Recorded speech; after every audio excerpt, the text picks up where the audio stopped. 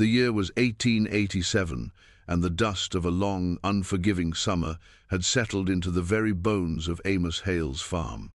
It was a fine, choking powder that coated the thirsty corn, lay in a film over the water in the troughs, and etched new lines of grief around his eyes. The land itself felt weary, a vast, cracked canvas of browns and faded golds, stretching out to a horizon that promised only more of the same. Amos, at 68 years old, felt a kinship with the exhausted earth. Every morning, the protest of his joints was a grim echo of the groaning timbers in his barn. He moved through his chores with the slow, deliberate rhythm of a man who had been winding down for a very long time. His stasis was a thing of profound silence. The farmhouse, once filled with the warm bustle of his wife, Martha, and the boisterous energy of their son, was now a hollow vessel. Memories clung to the air like wood smoke, faint but persistent.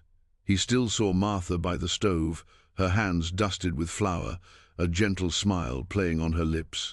He heard the phantom echo of his boy, Thomas, chasing chickens in the yard, his laughter a bright, piercing sound that time had failed to completely erase.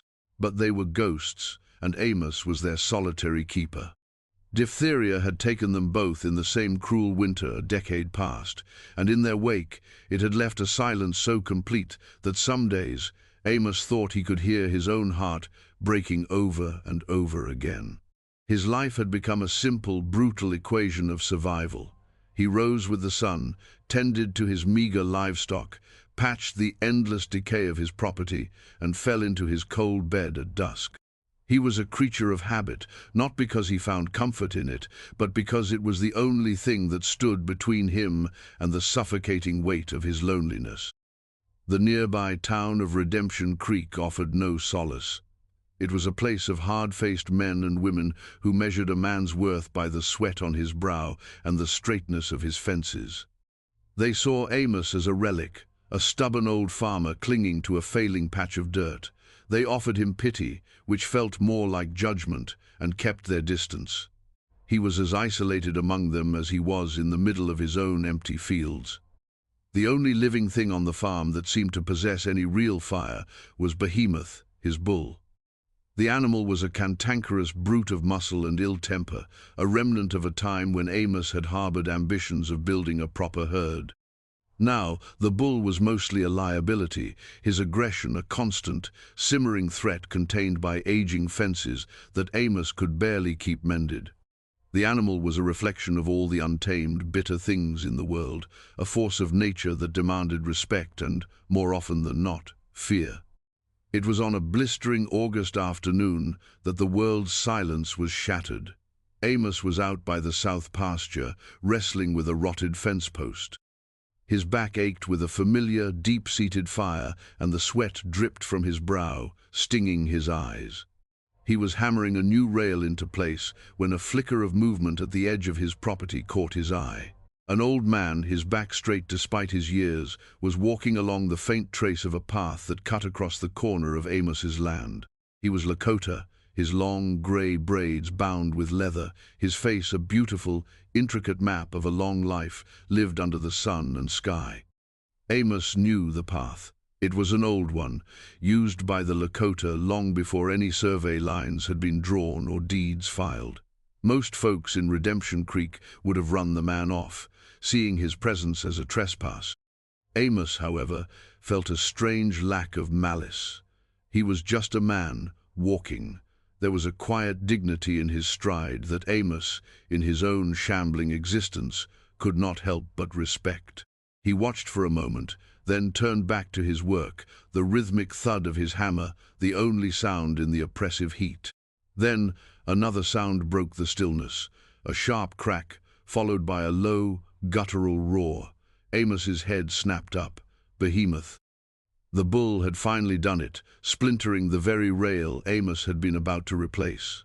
The animal stood for a moment, its massive head lowered, steam snorting from its nostrils. Its small, dark eyes fixed on the figure of the Lakota elder, an easy, solitary target in the open field. Time seemed to slow, stretching into a thick, syrupy dread. Amos saw the bull paw the dry earth, bunching its powerful haunches. He saw the elder turn, his calm expression shifting to one of weary understanding. There was nowhere to run. Something inside Amos Hale, something dormant for 10 long years, broke free. It was not a thought. It was an instinct, pure and absolute. He dropped the hammer and vaulted the fence with an agility that defied his age. He ran, his worn boots pounding against the parched ground, his lungs burning. He didn't have a plan. He had only a single blazing imperative. That old man would not die on his land. "Run!" Amos screamed, his voice a raw, cracking thing. "Get behind the rocks." The bull charged. It was a terrifying spectacle of focused power, a ton of fury thundering across the field. Amos reached the elder just as the beast closed the distance. He didn't hesitate. He shoved the old man hard, sending him stumbling towards a cluster of granite boulders, and then he turned, bracing himself, his arms outstretched as if he could somehow hold back a force of nature. The impact was catastrophic. The bull's massive head struck him in the chest, lifting him from his feet and throwing him backward. He heard a sickening crack, a sound like dry branches snapping, and felt a white-hot, searing pain explode through his side. The world dissolved into a dizzying swirl of dust and sky.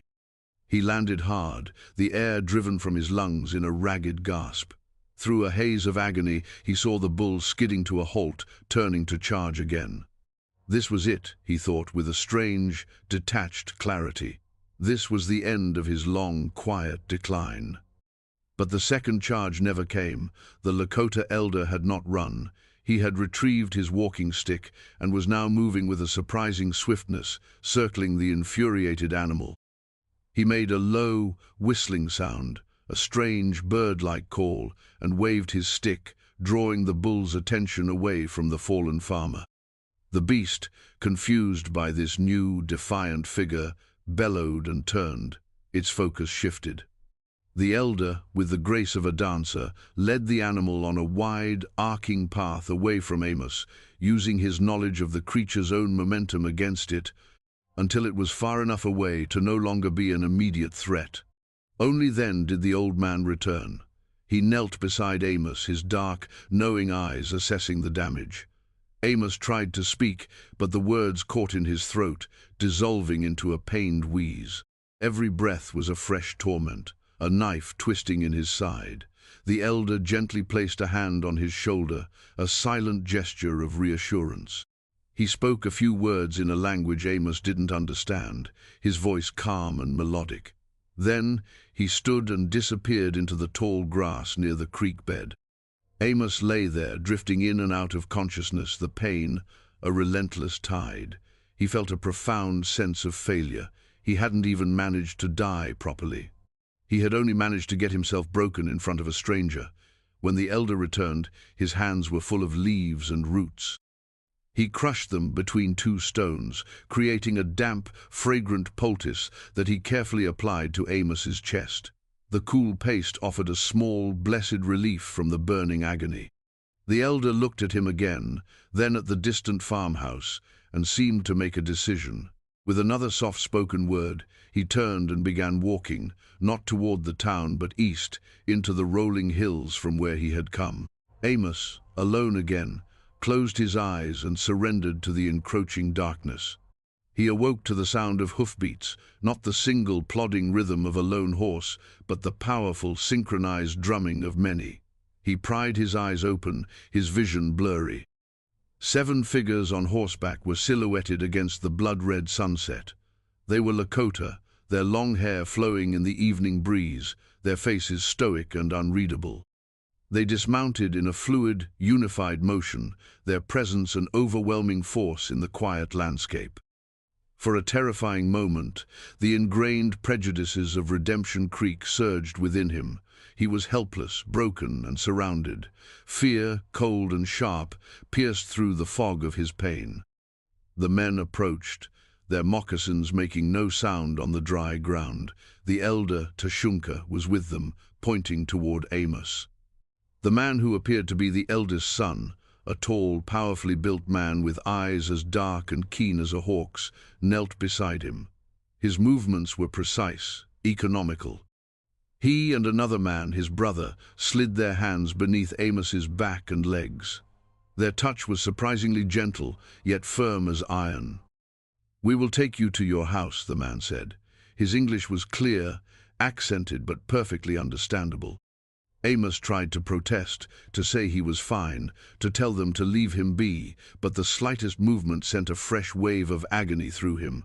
He could only manage a strangled groan.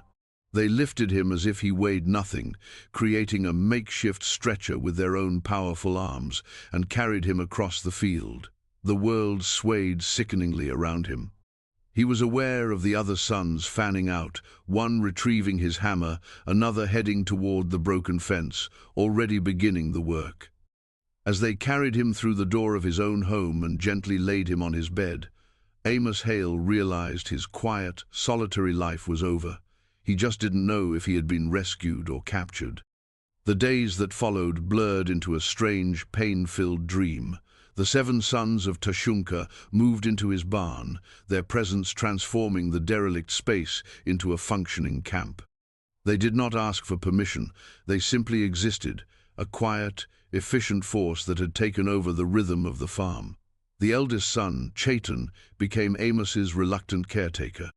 He would appear in the doorway of the bedroom each morning with a bowl of thin broth and a cup of bitter, healing tea made from herbs Amos had never seen before. Their initial interactions were steeped in a profound and watchful silence. Amos, trapped in his bed, could only observe. He was suspicious, his mind a cauldron of questions and ingrained fear.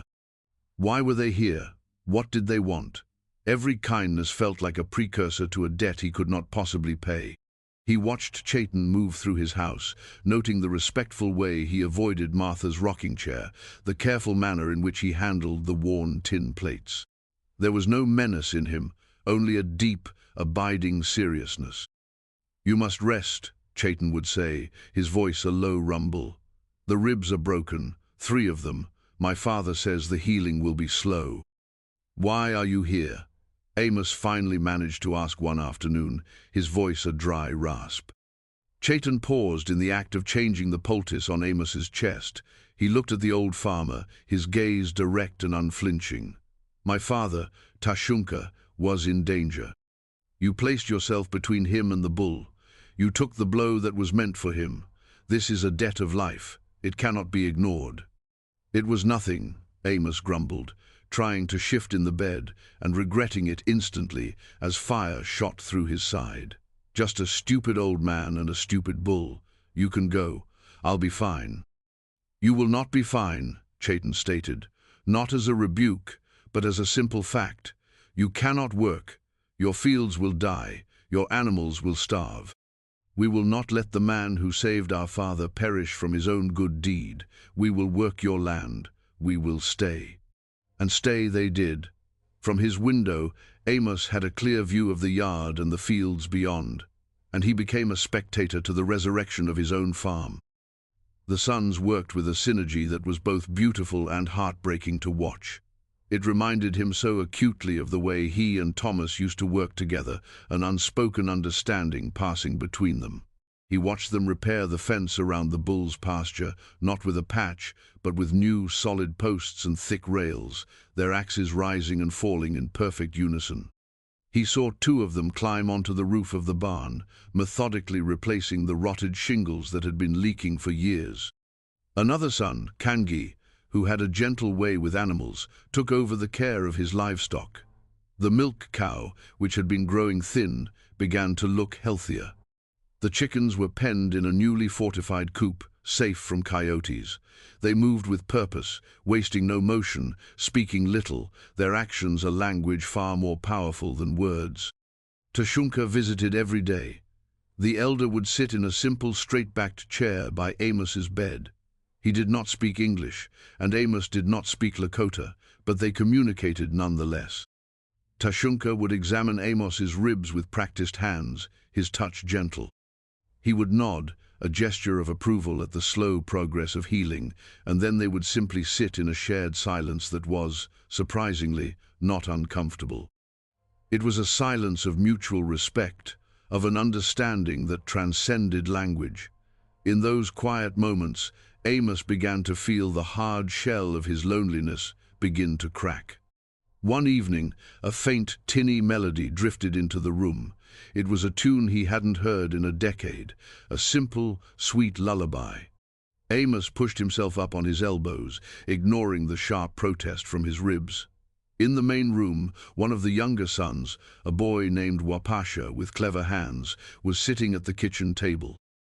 In front of him was Martha's old music box. The hinge had been broken for years, the delicate inner workings silenced. Wapasha had taken it apart and, with a small knife and immense patience, had whittled a new gear from a piece of hardwood. He turned the key, and the fragile music filled the house once more. The sound undid him. A great, shuddering sob escaped Amos's lips, a raw, painful sound pulled up from the deepest well of his grief. It was the first time he had truly wept since the funeral. Chaitan appeared in the doorway instantly, his expression alarmed.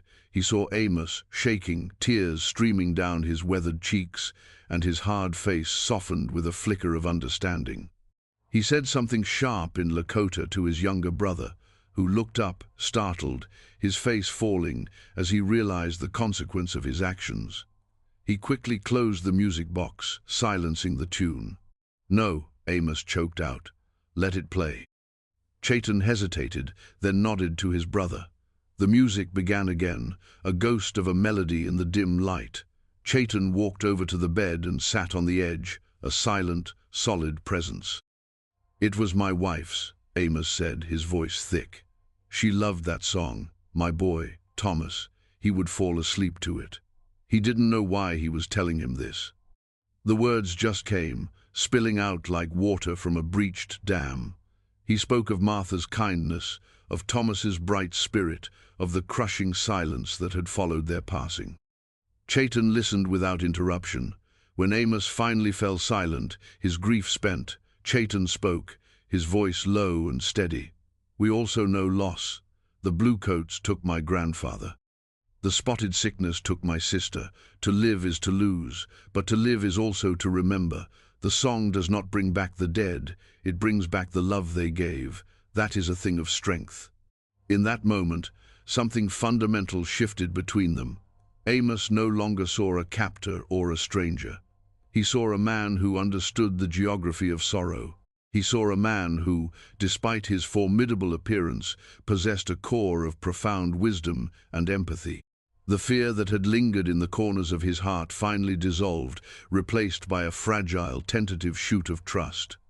The music played on, no longer a song of grief, but a hymn to memory, weaving a new, unexpected thread of connection between two disparate worlds.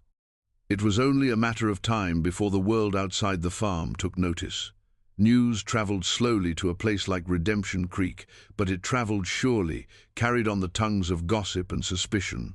The sight of 7 Lakota men working the Hale farm was a thing too strange to go unremarked. It started as whispers in the general store, then grew to murmurs in the saloon, and finally hardened into outright hostility. Sheriff Callahan was a man who preferred a quiet life. He was not inherently malicious, but he was a creature of his environment, and his environment was one of deep-seated prejudice. He had heard the stories, that the Indians had taken over the old man's land, that Amos was being held against his will, that it was the start of some new trouble. He had dismissed them at first, but as the pressure from the town's more prominent citizens, like the banker Mr. Weston, mounted, he knew he had to act. One morning, a cloud of dust on the horizon announced their arrival. Sheriff Callahan rode at the head of a small, grim-faced posse of 4 men, Mr. Weston beside him, his face a mask of smug self-righteousness. They reined in their horses at the edge of the yard, their expressions a mixture of apprehension and aggression. Chaitan and his brothers stopped their work, gathering together in a silent, formidable line near the barn. They were unarmed, but their stillness, their unity, was more imposing than any weapon. Tashunka emerged from the barn, his gaze calm and steady as he watched the newcomers. "That's far enough, Callahan," Chayton called out, his voice carrying clearly in the morning air. "This is private property." "This is Amos Hale's property," the sheriff retorted, swinging down from his horse. "And we've come to see to his welfare. We've had reports he's being held here." "He is not being held," Chayton said, his voice dangerously low. "He is being cared for." Mr. Weston scoffed loudly. "Cared for? Looks to me like you've taken over, squatting on a white man's land. We know your kind." The air crackled with tension. The other brothers tensed, their hands balling into fists. Chayton held up a hand, a subtle gesture that kept them in check. It was at that moment that the farmhouse door opened. Amos stood there, leaning heavily on a carved walking stick Wapasha had made for him. He was pale and gaunt, and his breath came in shallow, painful bursts, but his eyes burned with a fire that had been absent for a decade. He had overheard the commotion and, with a monumental effort, had pulled himself from his bed. Chayton was at his side in an instant, a steadying arm supporting his weight. The sight of the old farmer leaning on the Lakota man seemed only to confirm the townsman's worst suspicions. "Amos, thank God," Sheriff Callahan said, taking a step forward. "Are you all right? Don't you worry. We'll get these gentlemen off your property." "You'll do no such thing," Amos said, his voice surprisingly strong, though it cost him dearly. Each word was punctuated by a sharp pain in his chest. "These men are here at my invitation." Weston let out a harsh laugh. "Your invitation? Amos, be sensible. Look at you. They've clearly taken advantage of your age. They're holding you hostage in your own home." "The only thing I'm a hostage to is my own broken body," Amos snapped back, his anger giving him a surge of strength. He took a painful step forward, standing more fully on his own, though Chayton's hand remained lightly on his back, ready to catch him. "And I broke it saving that man there," he said, nodding toward Tashunka, "from my own bull, an animal that would have killed him." He recounted the story in short, sharp sentences, his breath catching with the effort. He told them how Tashunka had saved his life in turn, how his sons had carried him home and tended to his wounds. He spoke of the work they had done, pointing a trembling finger at the mended barn roof, the solid fence line, the well-tended fields. "They have shown me more decency and honor in 2 weeks than I've seen from this town in 10 years. Amos declared, his gaze sweeping over the posse. "They are repaying a debt, a concept some of you might not understand." Tashunka stepped forward and spoke at length in his own tongue, his voice resonant with authority and dignity. Though the white men could not understand the words, the meaning was clear in his gestures and his powerful presence. Chayton translated, his voice ringing with pride. "My father says that honor is the spine of a man. Your friend there," he said, fixing Mr. Weston with a withering stare, "has no spine. You saved my father's life. Therefore, your life is now our concern. Your farm is our concern. We will not leave until the debt is paid, and a debt of life, it is never fully paid." The sheriff was taken aback. This was not the simple scenario he had envisioned. Amos was lucid, defiant, and clearly protective of the very people he was supposed to be a victim of. The posse shifted uncomfortably, their certainty beginning to waver in the face of the old farmer's fierce conviction. "Now this is still my land," Amos said, his voice dropping to a near whisper as his energy faded. He leaned more heavily on Chayton. "And I am telling you, Sheriff, to take your men and get off it. These men are my guests. They are family." The word hung in the air, a shocking, radical declaration. Family. It was a line drawn in the dust, a clear choice made. Amos had chosen the outsiders, the ones his community scorned, over the community itself. He had chosen kindness over prejudice, honor over suspicion. Sheriff Callahan looked from Amos's determined, pain-filled face to Chayton's unyielding stare, and then to the silent, watchful brothers. He saw no crime being committed. He saw a complicated situation that he had no legal or moral right to interfere with. He was a man of the law, and the law in this instance was on the side of the old farmer. He sighed, a long, weary sound of defeat. "All right, Amos, if that's how you want it."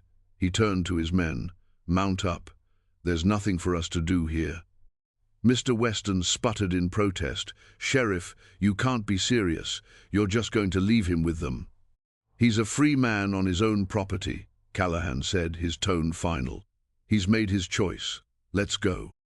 As the posse retreated in a cloud of dust and indignation, Amos finally allowed his body to sag, his strength completely gone.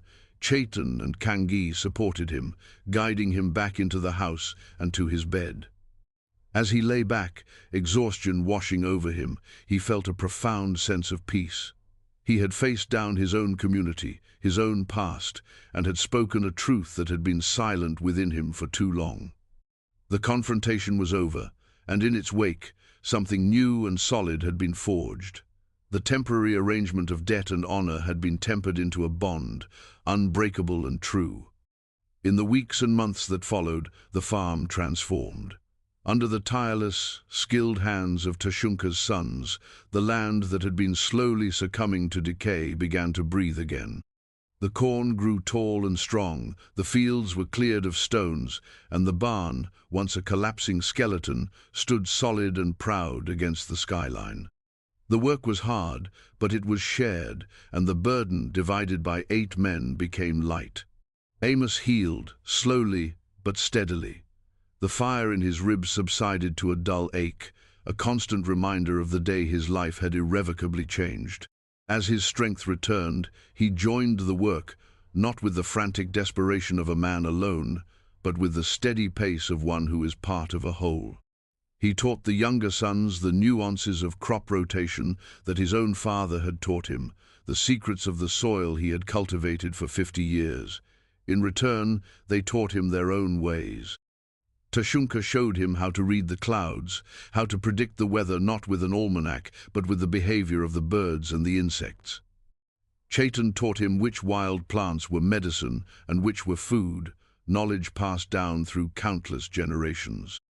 The silence of the farm was replaced by a new symphony of sounds. The rhythmic thump of axes, the low murmur of conversation in both English and Lakota, the soft whinny of horses, and sometimes, in the quiet of the evenings, the sound of a drum and a single, haunting voice raised in song. Amos would sit on his newly repaired porch, a cup of Chaitan's herbal tea in his hands, and listen. It was a sound of life, of community, of belonging. The town of Redemption Creek kept its distance. Some saw Amos as a traitor, others as a fool, but they left him alone. The farm became an island, a world unto itself, governed by its own laws of honor and mutual respect. Occasionally, a child from the town, braver or more curious than their parents, would creep to the edge of the property and watch the strange, blended family at work, a sight that defied all their preconceived notions. One crisp autumn evening, as the sun bled across the horizon in hues of orange and purple, Amos sat on the porch with Tashunka. The harvest was in, the bounty stored in the repaired barn. It was the most successful harvest the farm had seen in 15 years. The 7 brothers were finishing their evening meal by the fire they had built near the barn, their quiet laughter carrying on the cool air.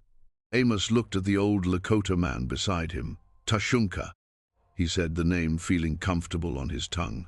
"The debt, it's been paid. More than paid. You and your sons, you are free to go. Your home is waiting."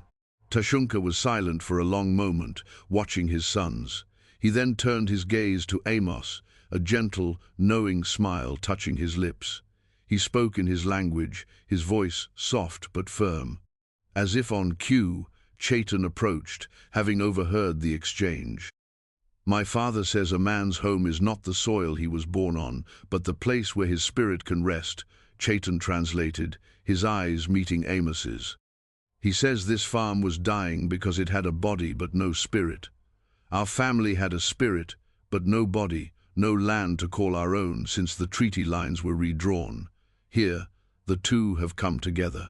Amos felt a lump form in his throat. He looked out at the fields, at the solid barn, at the men who had become the pillars of his world. He thought of the hollow years, the crushing weight of his grief and loneliness. He realized that Behemoth's charge had not been an ending. It had been a violent, painful, and beautiful beginning. The bull had broken his ribs, but it had also broken open his heart, letting the world back in. "This is your home now," Amos said, his voice thick with emotion. "All of you, for as long as you will have it." Chaitan placed a hand on Amos's shoulder, a gesture of profound solidarity. "A debt of life," he said quietly, "is not work, it is a bond. We are not your workers, Amos Hale. We are your sons, and this is our home." From inside the house, the faint, tinny melody of Martha's music box began to play. Wapasha had taken to winding it each evening, a small ritual that had become the farm's vespers. The tune, once a painful reminder of all that was lost, now felt like a promise of all that had been found. Amos Hale leaned back in his chair, the ache in his side a gentle throb, and watched the stars begin to emerge in the vast, darkening sky. He was not alone. He was home.